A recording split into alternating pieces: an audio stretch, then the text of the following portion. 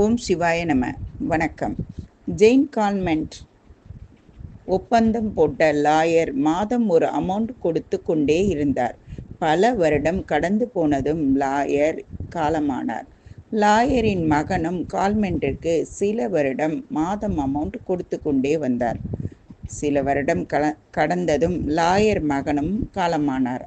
அதன் பின் வந்த லாயரின் பேரன் கான்வென்ட்டுக்கு மாதம் அமௌண்ட் தர முடியாது, நீங்கள் இந்த பங்களாவுக்கு மேல் 2 மடங்கு பணம் வாங்கிவிட்டீர்கள் என்று கான்வென்ட்டை பங்களாவிலிருந்து ஒரு நர்சிங் ஹோமில் அழைத்து சென்று சேர்த்துவிட்டார். கான்வென்ட் ஆயுசு முடியும் வரை நர்சிங் ஹோமிலே இருந்து காலமானார். ஜெயின் கான்வென்ட் இறக்கும்போது அவர் வயது 122 வயது 164 நாட்கள் ஆனது.